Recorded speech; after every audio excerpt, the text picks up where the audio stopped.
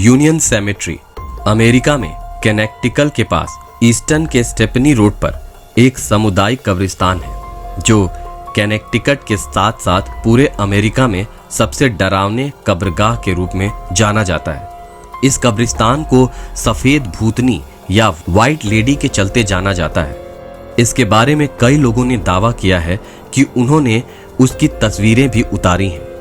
लोगों के अनुसार उसके काफी लंबे बाल हैं और वो हमेशा एक लबादे के जैसा गाउन पहने रहती है।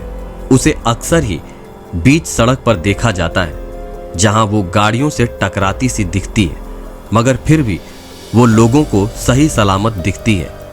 इस कब्रगाह को रात के दौरान बंद रखा जाता है। इस कब्रिस्तान के बारे में पैरानॉर्मल गतिविधियों के जानकारों का कहना है कि यहाँ दिन के समय भी विचित्र अनुभव होते हैं। The valley house San Diego ये भी अमेरिका की एक भूतहा इमारत है और जब से वैली परिवार के लोगों की इसमें रहस्यमय मौतें हुई हैं, तब से ही इस हवेली को लेकर न जाने कैसी कैसी कहानियां कही और सुनी जाती रही हैं।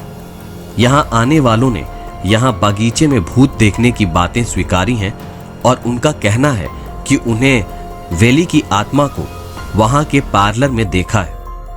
इस इमारत को 1857 में थॉमस वैली ने बनवाया था और उनका परिवार इसमें रहता था, जो कि अब एक संग्रहालय बन गया है।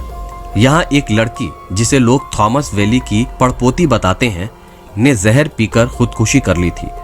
यहाँ आने वाले बताते हैं कि रेनॉल्ड नामक ये लड़की लोगों का हाथ पकड़कर पूरी वैली घूमती है। ये इमारत अपने समय में पुराने शहर की एक क्लासिक इमारत मानी जाती थी। Raynham hall, Norfolk, England. Raynham hall Norfolk, England में एक कंट्री हाउस है जिस पर लगभग 300 सालों से टाउनसेंड फैमिली का कब्जा रहा है। इस हवेली को पूरे इलाके में भूतहा घोषित कर दिया गया है। यहाँ खींची गई एक तस्वीर जिसमें एक औरत को सीढ़ियों से उतरते हुए देखा गया है को भूतों की सबसे जबरदस्त तस्वीरों में शुमार किया जाता है। ये एक आश्चर्यजनक बात है कि इस तस्वीर के बाद फिर इस औरत को कभी भी नहीं देखा जा सका। Pickens county court house, Alabama.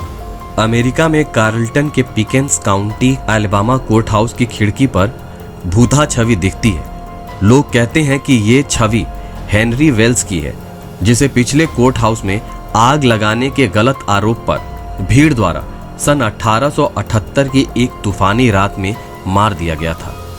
कहा जाता है कि आज भी वेल्स की इमेज इस कोर्ट हाउस की खिड़कियों पर दिखती है और इस कारण से इसे सिर्फ बाहर से ही देखा जा सकता है, जिसे देखने दिखलाने के लिए विशेष तौर पर संकेतक लगे हैं और नजदीक से देखने के लिए विशेष चश्मे भी रखे हुए हैं।